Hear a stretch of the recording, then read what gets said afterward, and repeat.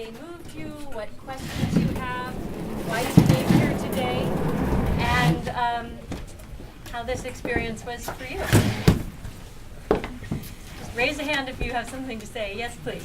I wondered, there were places where I wondered if the person performing had had the actual experience. My sense was the men who came to the podium and read that they were describing personal experiences of their own, and that a lot of what else we saw enacted were actors playing roles from material that you all had put together. Did I experience it as you may have intended? The two stories that I told, I was there. I'm the one that felt like a hog on ice sliding across that flight deck. Yeah. Absolutely. That was no fun. And the fear and the terror, they were absolutely real. And the other one, my only thought was, where's the respect my father, as a veteran, taught us kids that our dead were due? So some of the stories, some of the other stories were also personal. Mm-hmm. Some of them were stories of that we'd heard. Mm-hmm. Some of them, the story of the rape was based on a true story that we found online. And one of the stories is John's story. John? So some of the stories. Big John! Yeah. Big John! Yeah! Big John! And some of Terry's stories are in there as well. Young T! I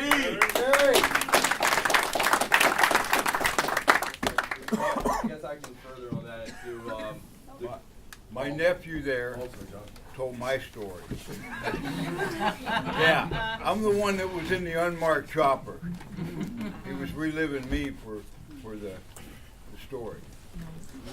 I was in Vietnam from 1970 to 73. So yeah, I was there. Thank you, John.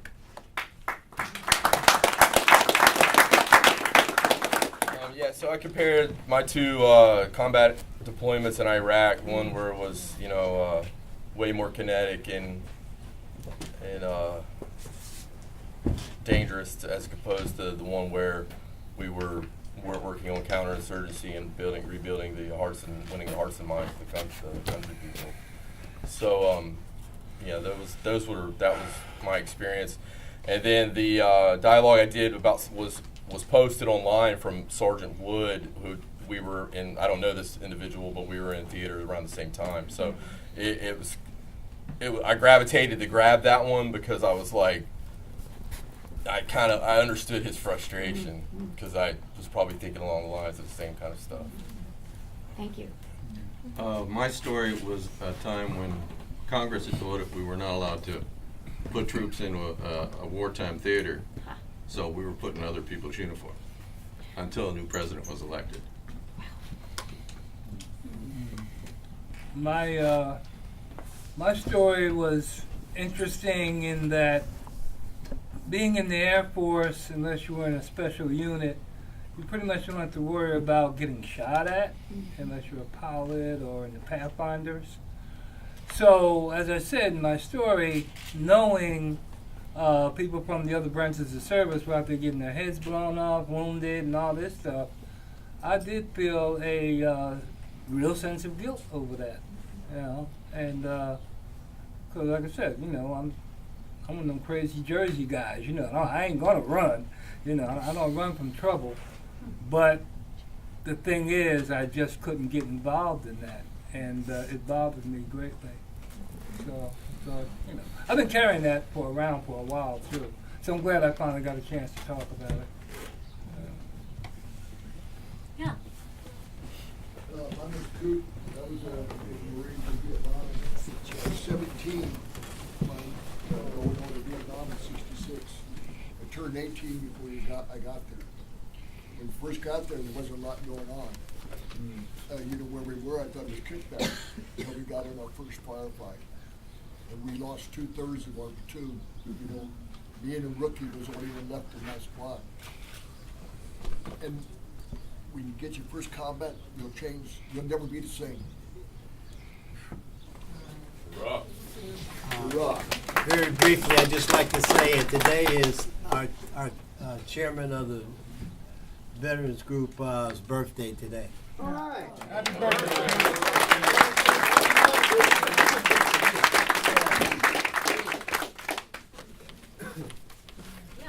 Now that I've got you all here, I'd like to thank you all for your service. I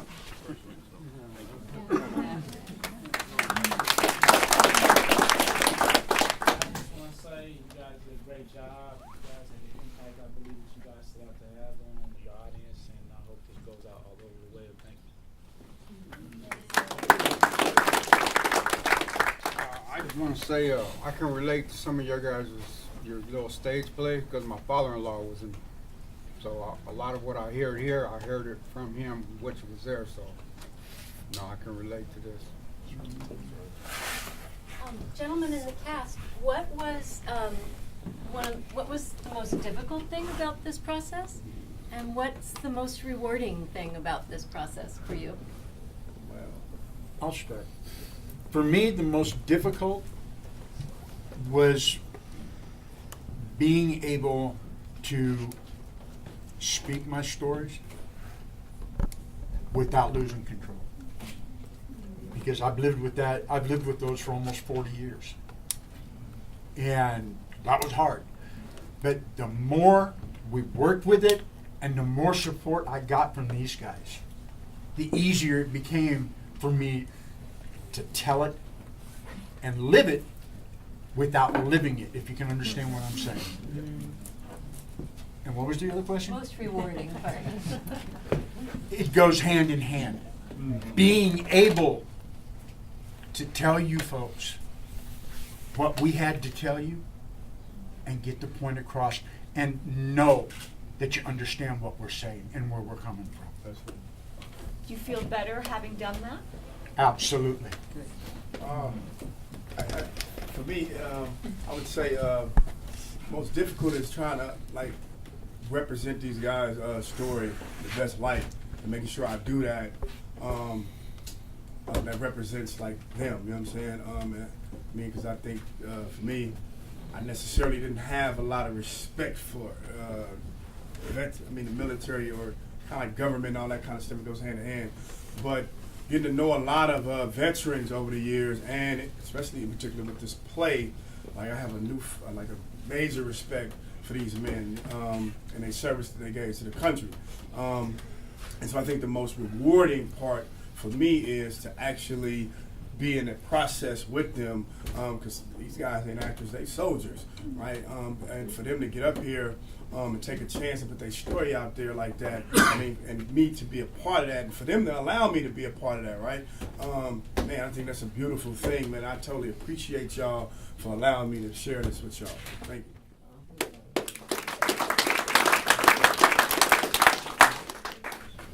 I said for me, I think the most difficult thing for me was basically really just telling my story. I love this country. I wouldn't trade my time in the military for nothing, because it was a great experience for me, even though it wasn't that great, because of the racism that I faced when I was in the military. And that's one of the ugly things that we have to still deal with in our society. And that's why it was so hard for me to talk about it, because we don't really talk about these type of things. And at the same time, it was rewarding too, because I was able to get it off my chest and just put it out there to the world. For me, this is my first time doing this, right?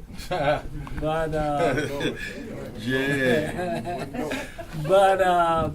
I'll be honest with you. I'm in the room with all my Semper Fi brothers and my brothers from the paratroopers and whatnot. I wasn't letting them down, you went the Air Force in there, but so I didn't want to let anybody down. The most rewarding thing was that I got a chance to show myself that I could actually do this thing, and I got the help from the group. I didn't do it by myself, the group, especially with trust falls. So, you know, that was my thing. For me, the most difficult thing was this was the first play I'd ever done in my life, so that was an obstacle right out the gate. And then, but the most rewarding thing is through this time, I really, within just the camaraderie and the unity and the growth that we had as this group and developing this, I found it to be very, you know, it was therapeutic for me, and it inspired me to join the Shakespeare group and participate further in this. So, you know, that's the most rewarding thing, I think. For me, this particular scenario, Janice cut it way down because it really kind of messes me up when I tell the whole thing. So I thought I'd get through it okay, but I just started visualizing it. Yeah. Has there been anything rewarding about this experience for you?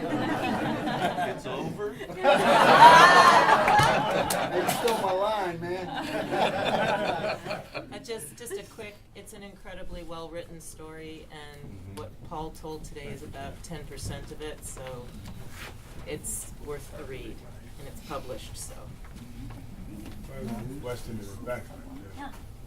How y'all doing? I just wanted to commend you guys for going into the military with the intent to help your country, and then getting inside there and finding out all the drama that went on, and for you guys to come out of there with your humanity intact, man. I really commend you. I would like to say you guys did an excellent job. The movement you guys did painted perfect imagery of having each other's back. I thought that was real powerful, especially when y'all got in the circle to show them that y'all had them from all around. I don't know your name, but thank you for being vulnerable and opening up like that. You know what I mean? That was a real sensitive moment. But you held your own, and you did it. The songs, I love the songs. Richie, you know, I'm a big fan of yours. I love that song, I Do Believe. I'm gonna need the words to that. And I want to ask, what was the experience of the process of combining these stories together? Was it difficult? Was it easy? It's a little tricky to. I'd say about 80% of the way through, we kind of were pulling our hair out, saying, "How do we turn this into a cohesive And this is the play?" 7th version. What y'all saw is the 7th version of this. So we did like it was a lot of like editing and rewriting stuff. But we always keep trying to ask in this group, you know, what's important. What's important? What do we really want to be saying? Richie Morris. There's a measure of dedication in doing this, right? That I would say to you, from where I'm sitting, that probably generally isn't expected out of us, right? When we go through this process, it's a process, and some days it's a grinder, you know. Sometimes it gets kind of rough, you know what I mean? Because things aren't working out the way they should, right? The thing I find interesting about this, and I promise I'll try to keep this short. Probably not going to happen, but I'm going to. When we talk about the dedication, when we talk about the men that have served in their service to our country, right? This same type of service as men that are now doing time, we have coming to understand that we have to take back out to our communities. This is the type of dedication that we have to take out to our communities. This is what we need to go out as men that have experienced this and try and help those, right, that are in the community struggling right now. It's a weird thing to say, but long-term incarceration teaches us things that the average person on the streets really doesn't see. Right? But when we're in this group right here, you know, I mean, we get an opportunity to work together as men that are from completely different places and different life experiences, right? And bring something together, right, for you, right? Now, my belief, as I said, is that we need to do this same thing when we step beyond these walls. And this is a great training ground for that. And with that, I'm out. So, I'd like to chime in as well. Matter of fact, I never said my name, David Bennett, Solo, or a.k.a. Hans Brolo in the play. As the coordinator for Veterans Healing Veterans, it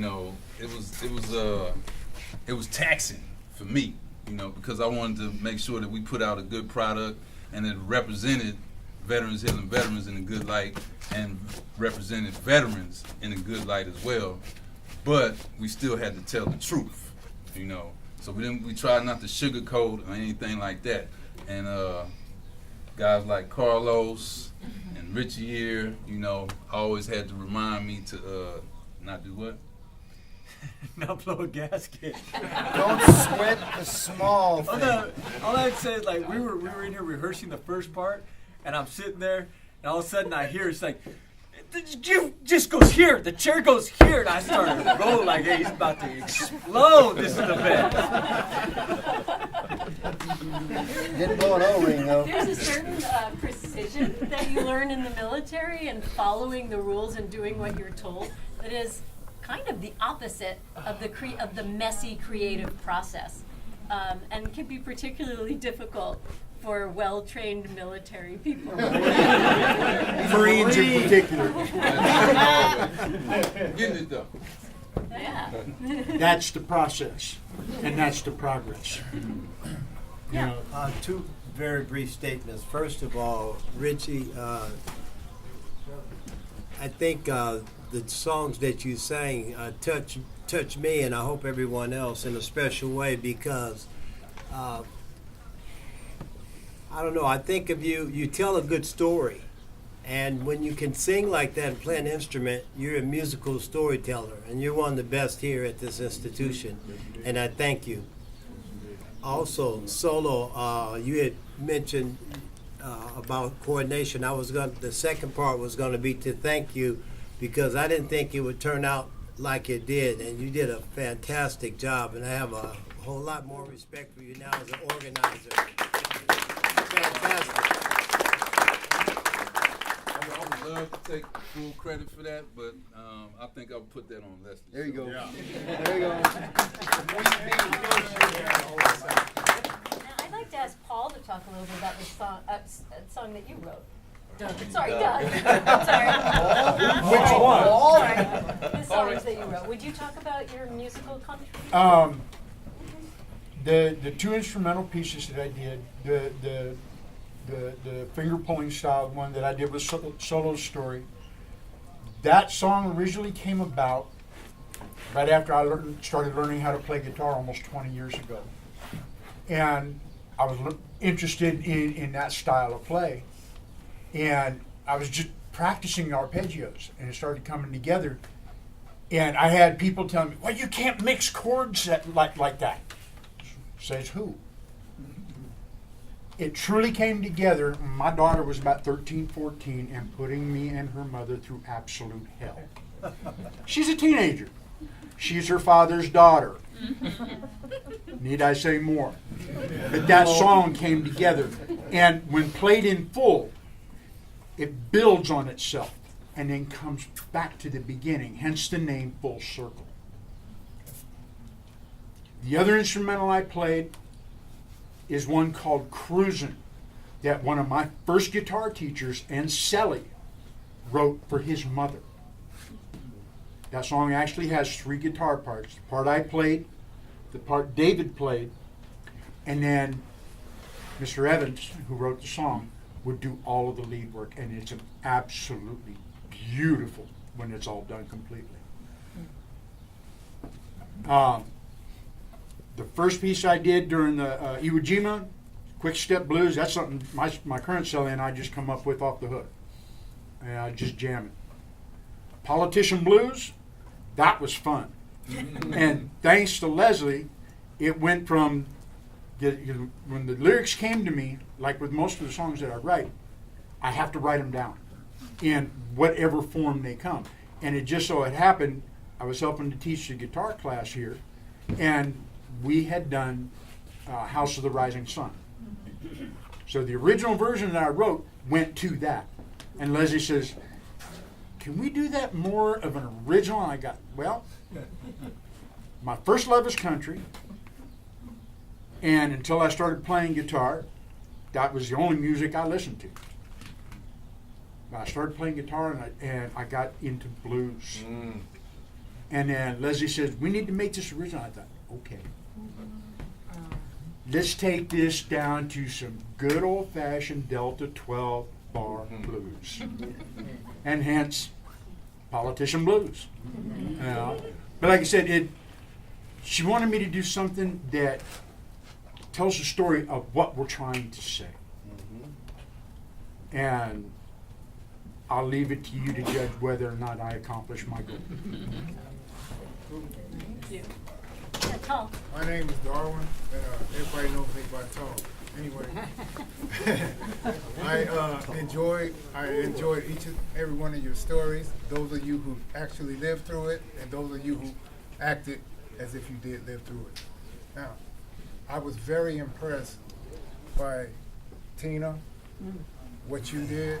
It was so intensely emotional. I could really feel what you went through.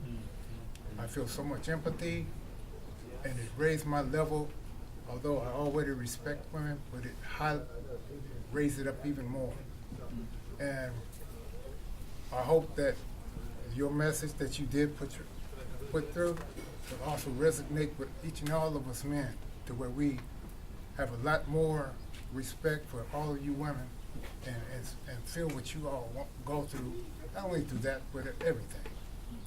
So I enjoyed that, and I was also wondering, is there a way for, I know it's online, right? But is there a way for individuals to get to view this who don't get a chance to come in, so they can get the message too, like inside our units and stuff?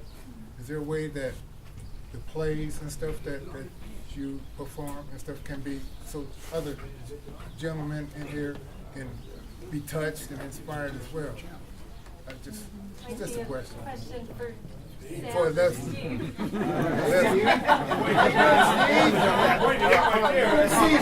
not ready yet. I was pointing to him right there. Me?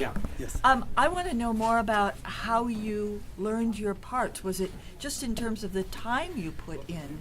There was a lot of material. And we had 7 different versions of the script, and every time we worked on it, changes would happen too. And last Thursday was Thanksgiving, and we couldn't have class. And lockdowns, smoke, things of that nature. So we missed a lot of opportunities to practice, but we basically just came together outside of this venue as individuals and helped each other out.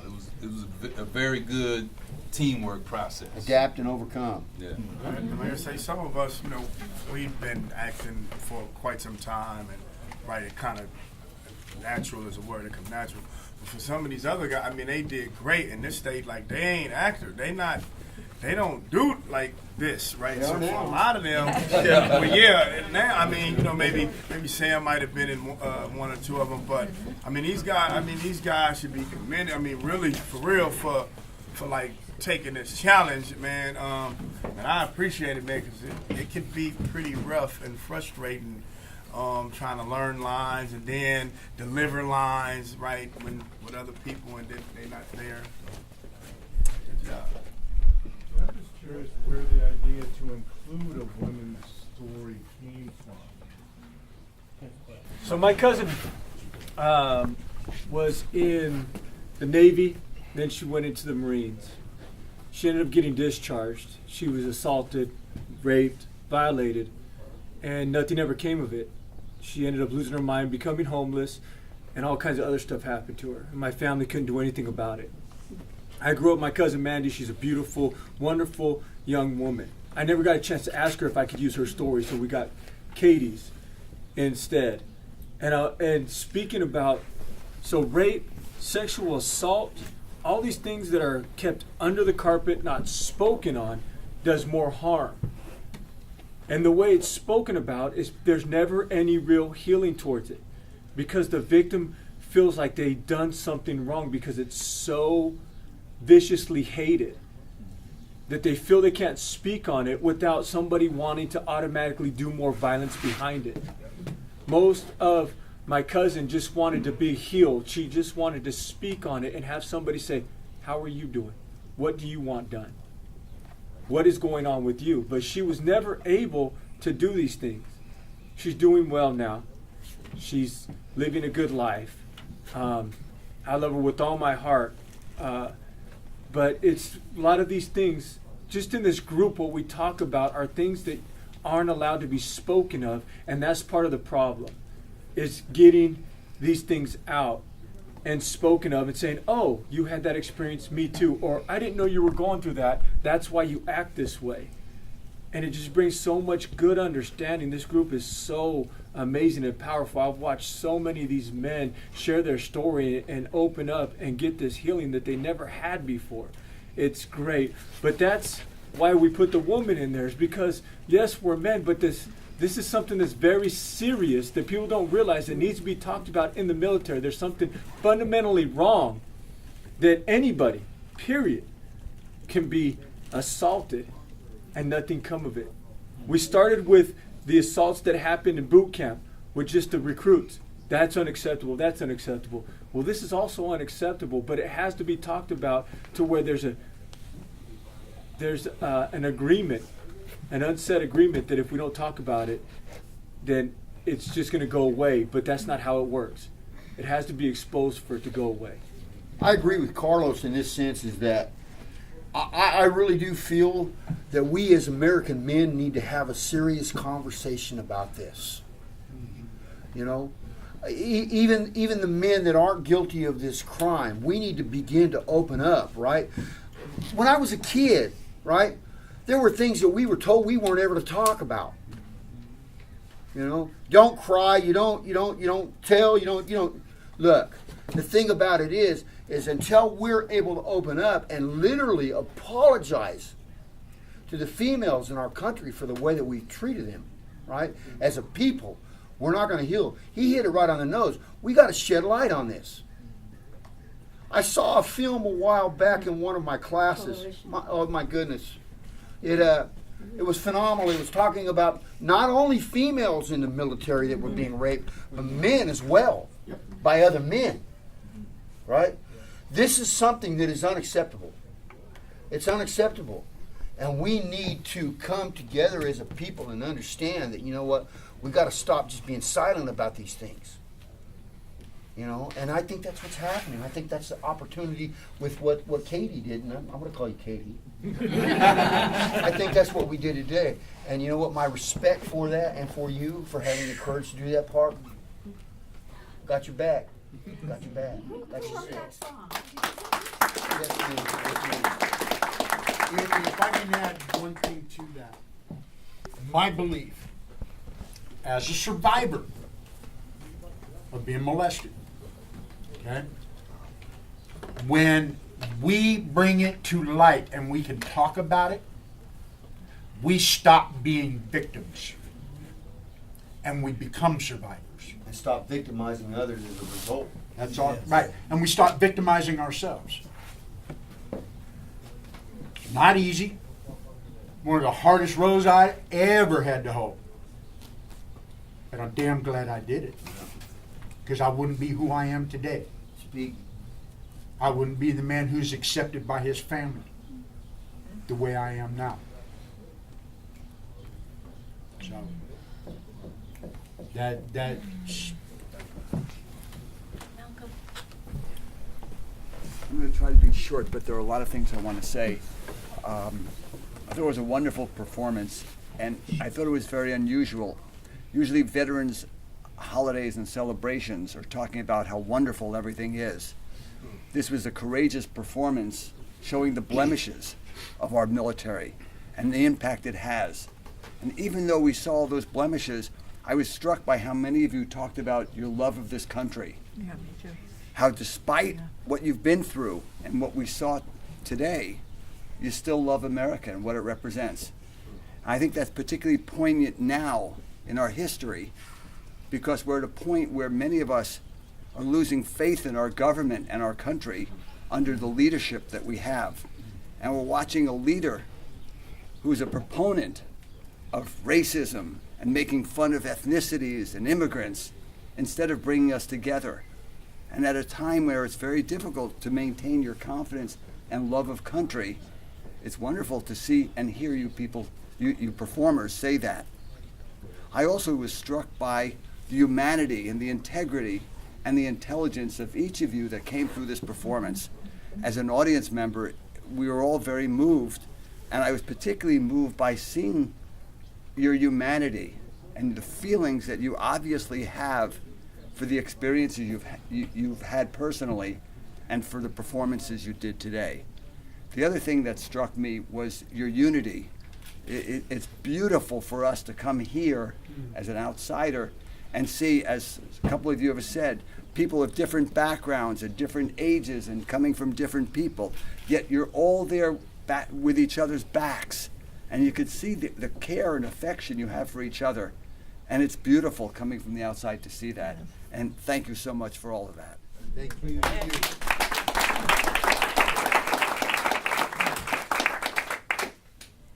I had something to say. I'm a former Army sergeant, 6 years, OIF and OEF, Desert Storm, or Desert Shield, sorry, Desert Storm was my dad. And I just want to let you guys know that the stories that you guys tell are the same ones we talk about with my veteran friends, and they're out there. We're talking about the same stuff on the outside, so guys, keep it up and keep talking and keep saying those messages, because they need to be told everywhere, not just on the outside, on the inside, to make sure us as veterans that we can talk to somebody about our issues, stories I still don't tell people. So, you know, to have that strength to come out and say those stories that are really tough to tell, and those incidents that you don't want anybody to know about, but except your brothers in arms. I commend you guys, and I felt deeply moved from everything that happened today. So thank you for letting me be a part of this.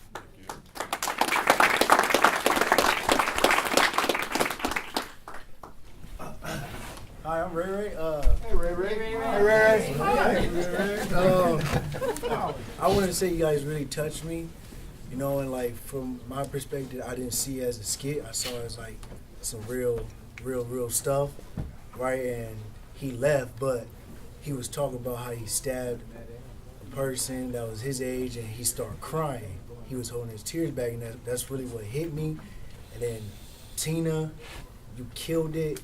Right, all y'all killed it, you know, and like I really appreciate y'all. And I wanted to ask you guys, like Chris, me and you had this conversation before, and you said you wish a lot of the young people went through the military to see what it really is like, because you got a lot of young people gang banging and all that stuff, thinking what's really good and like, oh yeah, this is the life, all that stuff, but really they don't know what real war is, right? And like I wanted to be in the Navy. And after I heard y'all and what really is going on back there, it's just like, okay. And like it's an eye opener, because I would never expect that from the United States of America, especially when it comes to raping and all that type of stuff. So I wanted to ask a question like, when y'all get out, are y'all going to reach out to the young people and teach them what you guys are teaching us in here? You and I had this conversation right after that.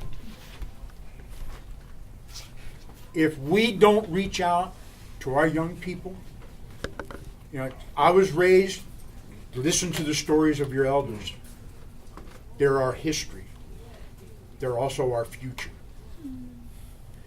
And as elders, which I am now, it's important that I impart to the younger generation who's coming up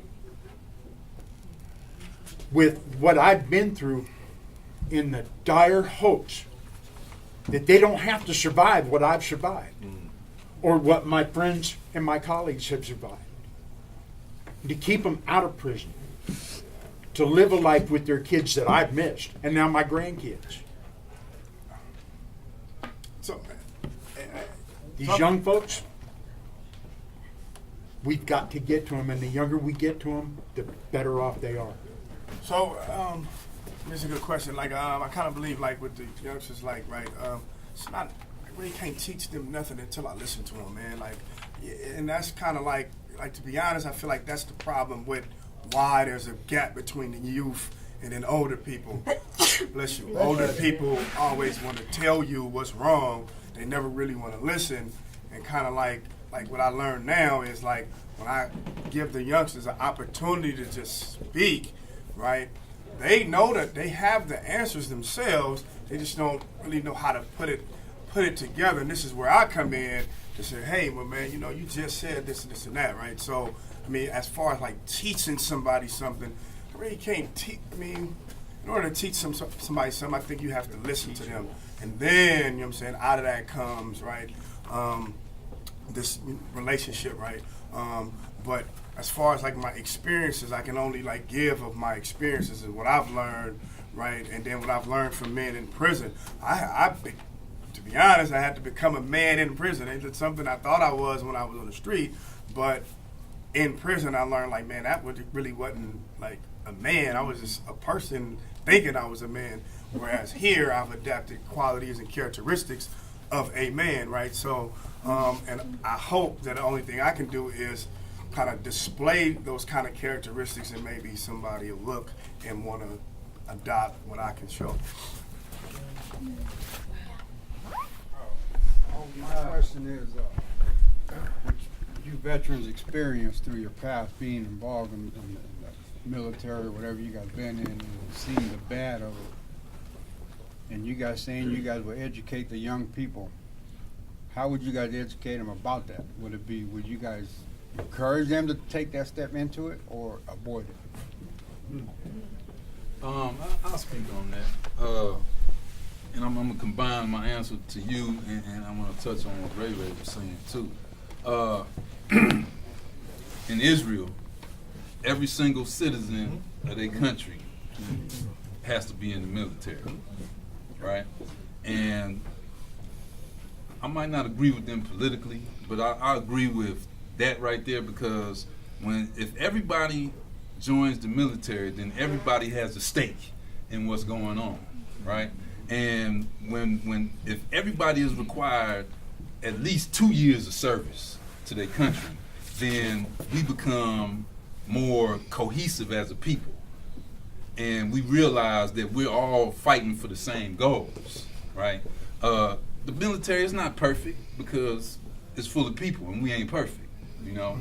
But we still try to do our best. The military instills discipline, pride, you know, good principles in you. But like I say, it's full of people and we're flawed, and so we bring our flaws with us. But even with that aside, the good still outweighs the bad at the end of the day. Absolutely. You know, with all that aside. So I don't know if I answered the question adequately, but yeah. Andrew? My name's Andrew. I was in the Navy. My favorite part is when you guys fluffed your lines. Because I know that didn't everybody. happen at all. Thank you for reminding us of that. I know everybody here, and that's the most beautiful part about being a human being is that we err, and you know so. The other thing I loved is how you guys were so creative and resourceful, using the water cooler for the drum, That was Leslie. podium for the drum. Leslie's just, she's from another planet. And the way you guys used the chairs to simulate the machine gun fire and the actual bombs, that was really impressive. That was really impressive. You guys are really great.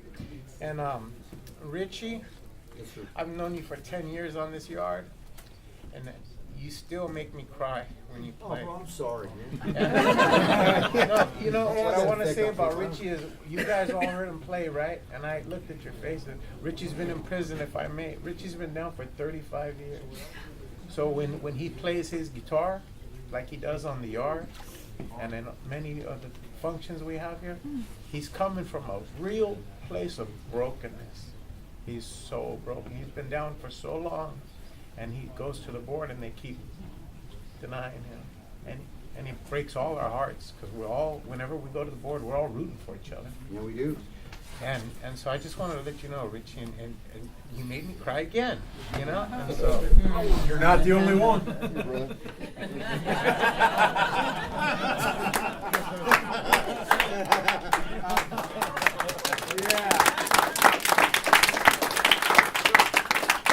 Richie, I don't need this. Want me to sign it? Thank you for letting me speak. We have time for another question or one last question. If anyone has a last question or comment. Sandy, I got a question Sandy for says them. one. Oh. Okay. Sandy. So Sandy, and then Nate has a question for the audience. So,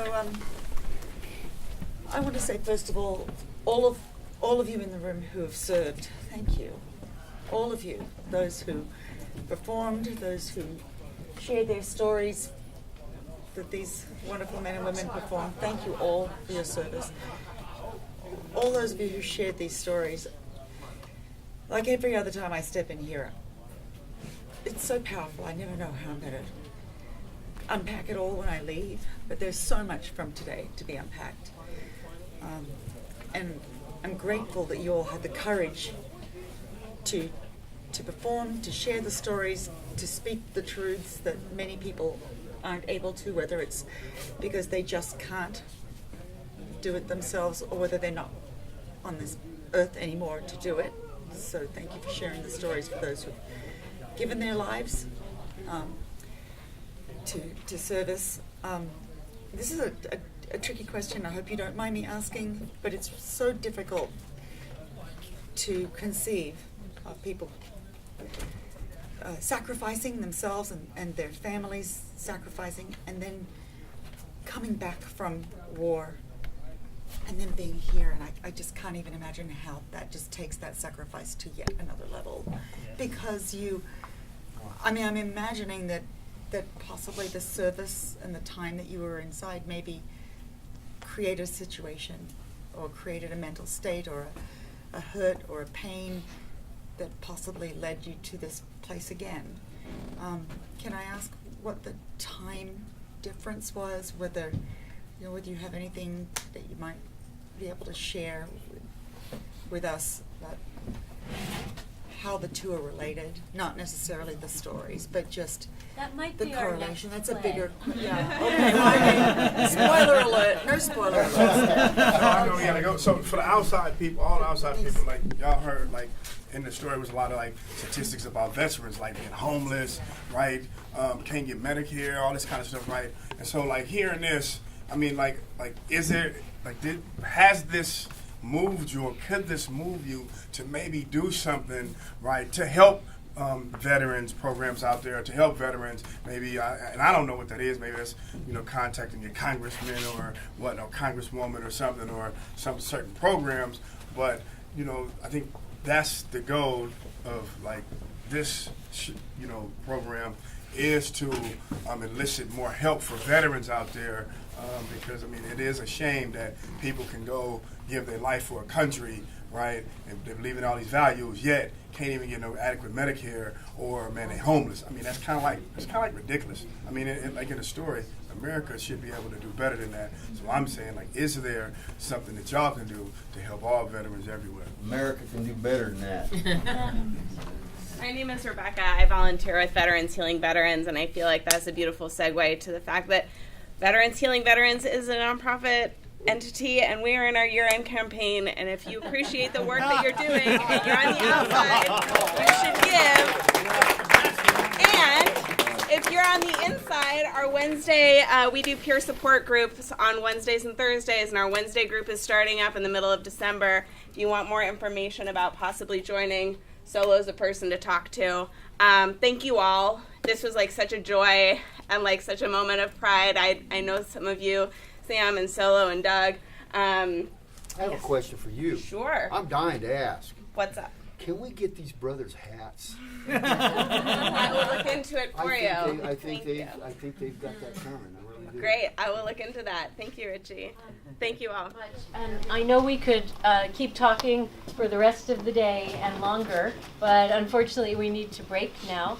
I want to thank Steve Emmerich and Sam Robinson and all of the staff here. And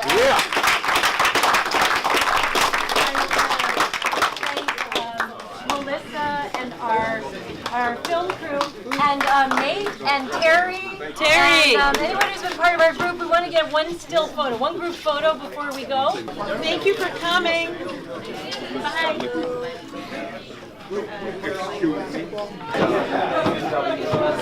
Something you've written on